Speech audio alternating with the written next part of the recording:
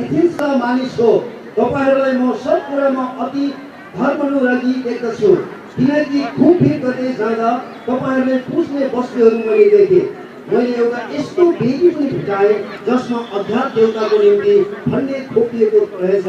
यसैले जसलाई तपाईहरू नजानिकन पुज्नुहुन्छ उनलाई म तपाईहरूको माझमा घोषणा गर्दछु, परमेश्वर जसले संसार र त्यसमा भएका यावत थोक बनाउनु भयो, उहाँ स्वर्ग र पृथ्वीका प्रभु भएका हुनाले हातले बनाएको मन्दिरमा पास गर्नुहुन्न।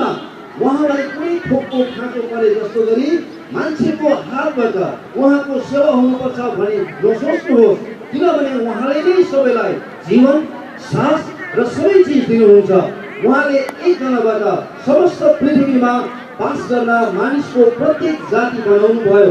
तिनीहरूका निवासको अवधि र सीमा पनि तोकिदिनु भयो। तिनीहरूले परमेश्वरलाई खोजुन्, सायद तिनीहरूले छामछुम गरेर उहाँलाई भेटाउन् कि भन्ने आशामा यसो गरियो। तर पनि उहाँ हामी हरेकबाट टाढा हुनुहुन्न, किनभने हामी उहाँमा जिउँछौँ र उहाँमा चहलपहल गर्छौँ र उहाँमा हाम्रो अस्तित्व छ। तपाईहरूका आफ्नै कविहरूले पनि भनेका छन्, हामी निश्चय उहाँकै सन्तान हौँ। तब हामी परमेश्वरका सन्तान भएका हुनाले परमेश्वर सुन, चाँदी वा पत्थर जस्तै हो भनी हामीले ठान्नु हुँदैन। यिनीहरू चाहिँ मान्छेका कला र कल्पनाका प्रतिरूप मात्र हुन्। यस्तो अनाज्ञताको समयलाई परमेश्वरले ध्यान दिनु भएन, तर अब प्रत्येक ठाउँमा सब मानिसहरूलाई पश्चाताप गर्ने आज्ञा दिनुहुन्छ, किनकि उहाँले एक दिन तोकिदिनु भएको छ, जुन दिन उहाँले आफूले नियुक्त गर्नु भएको एक इंसाफ एकजना व्यक्तिद्वारा धर्मिकतामा संसारको इंसाफ गर्नुहुनेछ।